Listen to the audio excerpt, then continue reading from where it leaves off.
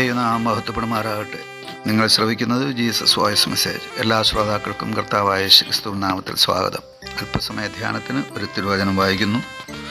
വിശുദ്ധ യോഹന്നാൻ എഴുതിയ സുവിശേഷം അധ്യായം 8 31 തിരുവചനം. തന്നിൽ വിശ്വസിച്ച യഹൂദന്മാരോട് യേശു, എൻ്റെ വചനത്തിൽ നിലനിൽക്കുന്നുവെങ്കിൽ നിങ്ങൾ വാസ്തവമായി എൻ്റെ ശിഷ്യന്മാരായി. കർത്താവിൽ പ്രിയരെ, നാം വായിച്ചു കേട്ട വിശുദ്ധ യോഹന്നാൻ എഴുതിയ സുവിശേഷം 8 അധ്യായം 31 തിരുവചനത്തിൽ ഈ ഭൂമിയിൽ നാം ജീവിക്കുമ്പോൾ എങ്ങനെ നമുക്ക് ക്രിസ്തു ശിഷ്യരായി മാറാം എന്ന ചോദ്യത്തിൻ്റെ ഉത്തരമാണ് നമുക്ക് ലഭിക്കുക. ഞാൻ വിശദീകരിക്കാം. നാം ഈ ഭൂമിയിൽ ക്രിസ്തു ശിഷ്യരായി തീരണം എന്ന് ദൈവം നമ്മെക്കുറിച്ച് ആഗ്രഹിക്കുന്നു. എന്തുകൊണ്ടെന്നാൽ ദൈവത്തിൻ്റെ ഹിതം, ദൈവത്തിൻ്റെ ഇഷ്ടം അതാണ് എന്നുള്ളതാണ്. സർവശക്തനായ ദൈവം ഈ ഭൂമിയിൽ സൃഷ്ടിച്ച സകല ജാതി ജനങ്ങളും അവിടുത്തെ അംഗീകരിച്ച്, വിശ്വസിച്ച്, കൈക്കൊണ്ട്, സ്വീകരിച്ച് അവിടുത്തെ മക്കളായി, പ്രിയ മക്കളായി, ക്രിസ്തു ശിഷ്യരായി തീരുന്ന അനുഭവം. അതിന് ഒന്നാമതായി ആവശ്യമായിരിക്കുന്നത് ക്രിസ്തു യേശുവിലുള്ള അഥവാ ദൈവപുത്രനിലുള്ള വിശ്വാസമാണ്. ഇവിടെ നാം വായിച്ചു കേട്ട വിശുദ്ധ യോഹന്നാൻ എഴുതിയ സുവിശേഷം 8:31 ആദ്യം പറഞ്ഞിരിക്കുന്നത് തന്നിൽ വിശ്വസിച്ച യഹൂദന്മാരോട് എന്നാണ്.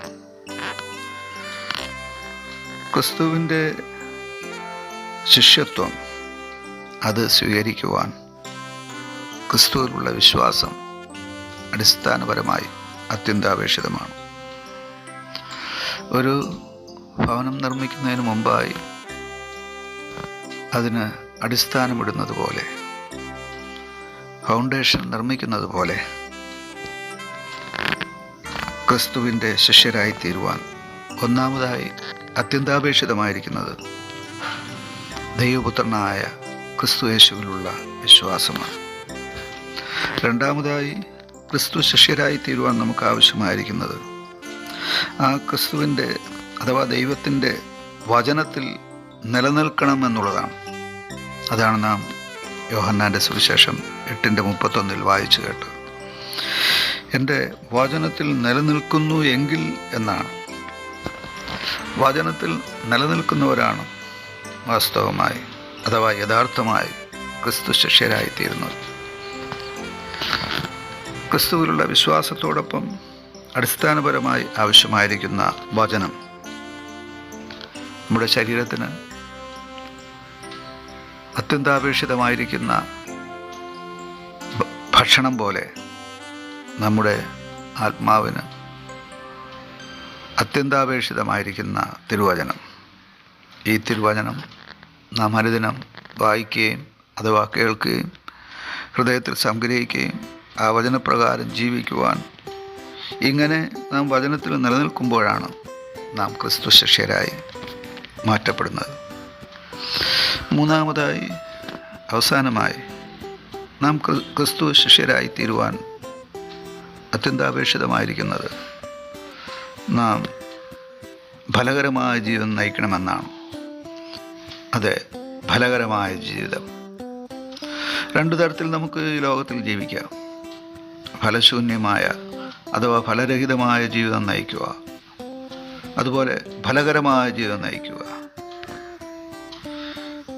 ദൈവം നമ്മിൽ നിന്ന് ആഗ്രഹിക്കുന്നത് ക്രിസ്തു ശിഷ്യരായി തീരുവാൻ നാം ഫലം പുറപ്പെടുവിക്കുന്ന ഫലകരമായ ജീവിതം നയിക്കണമെന്നാണ്.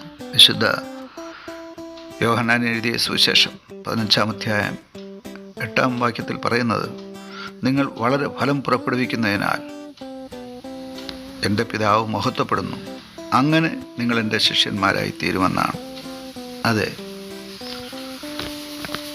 ആത്മാവിൻ്റെ ഫലങ്ങൾ പുറപ്പെടുവിക്കുവാൻ നാം നമ്മെ തന്നെ പരിശുദ്ധാത്മാവിന് വിധേയപ്പെടുത്തി കൊടുക്കണം. അപ്പോഴാണ് നമ്മിൽ നിന്നും ആത്മാവിൻ്റെ ഫലങ്ങൾ പുറപ്പെടുവിക്കുന്നത്. ഇങ്ങനെ ക്രിസ്തു യേശുവിലുള്ള വിശ്വാസവും വചനത്തിൽ നിലനിൽക്കുന്ന അനുഭവവും വളരെ ഫലം പുറപ്പെടുവിക്കുന്ന അനുഭവവും നമുക്കുണ്ടെങ്കിൽ നാം വാസ്തവമായി ക്രിസ്തു ശിഷ്യരെന്ന് ഉറപ്പിക്കുക. ക്രിസ്തു ശിഷ്യരായി യഥാസ്ഥാനപ്പെടുവാൻ ദൈവം നമ്മെ എല്ലാവരെയും അനുഗ്രഹിക്കുമാറാകട്ടെ. ആമേൻ. വിശുദ്ധ ജാതിന അവനവകാശമാ ജനം നാം. യഹോവാ ദൈവമാം വിശുദ്ധ ജാതിന അവനവകാശമാ ജനം നാം. പരദേശികൾ നാം ഭാഗ്യശാലികൾ, ഇതുപോലൊരു ജാതിയുണ്ടോ? യഹോവാ ദൈവമാം വിശുദ്ധ